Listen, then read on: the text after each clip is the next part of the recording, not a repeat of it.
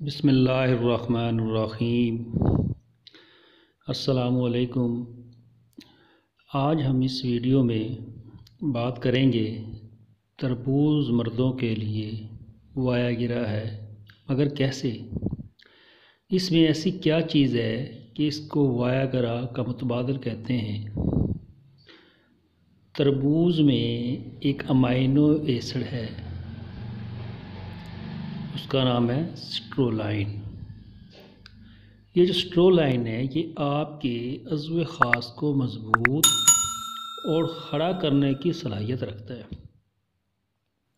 تربوز میں موجود سٹرولائن آپ کے جسم میں جانے کے بعد آرجینائن میں تبدیل ہو جاتا ہے اور یہ مرکب نائٹرک آکسائڈ کی تیاری کو تیز کرتا ہے، جو خون کے بہاؤ کو بہتر بناتا ہے۔ یہی نائٹرک آکسائڈ اکثر ٹائمنگ والی گولی اور کیپسول وغیرہ میں ہوتی ہے۔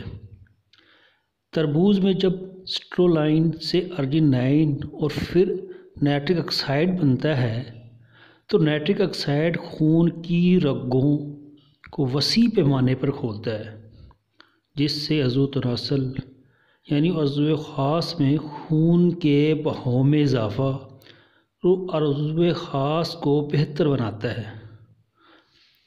چونکہ تربوز زیادہ تر پانی ہی ہوتا ہے، زیادہ مقدار ہے، اس لیے جوس میں اس کی سٹرولائن کی مقدار زیادہ ہوتی ہے۔ جو لوگ تربوز کے وایا گرا کے طور پر استعمال کرنا چاہتے ہیں تو وہ تربوز کے رس کو استعمال کریں، اس سے زیادہ نتائج حاصل ہوں گے۔ تحقیق سے معلوم ہوا ہے کہ تربوز کے استعمال سے وابستہ زیادہ خطرہ نہیں ہے اس میں۔ اس کا مطلب ہے کہ زیادہ تر مرد وایا گرا کے متبادل طور پر تربوز کا جوس لے سکتے ہیں۔ کچھ لوگوں پر تحقیق کی گئی، ان کو سٹرولائن 1 ماہ کے لیے دیا گیا تو ان میں سے آدھے لوگوں نے عضو خاص کو سختی کی سطح تک پہنچا دیا، اور جن مردوں میں ہر ماہ یعنی جمع کرنے کا تناسب 1.37 تھا، ان میں وہ 2.3 تک پہنچ گیا ہر ماہ۔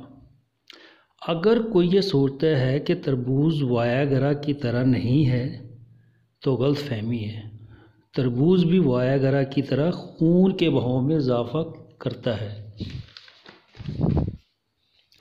اگر کسی وجہ سے مسئلہ جیسے اعصاب کو پہنچنے والا نقصان یا سنگین تعلقات کا مسئلہ انسان کے ساتھ جیسے ایڈز کا مسئلہ بن رہا ہے تو محض خون کے بہاؤ میں زیادہ مدد نہیں مل سکتی، پھر اس کو فائدہ نہیں ہو سکتا۔ اگر کوئی سی بیماری کی وجہ سے کوئی وایا گرا نہیں لے سکتا تو تربوز کو استعمال کرے۔ قدرتی چیزوں میں نقصان نہیں ہوتا، لہذا تربوز کو کھاؤ، اس کا جوس پیو۔ اگر ویڈیو اچھی لگی ہو تو ویڈیو کو لائک کریں، شیئر کریں اور سبسکرائب کریں تاکہ آنے والی نئی ویڈیو اور معلومات آپ کو مل سکے۔ شکریہ۔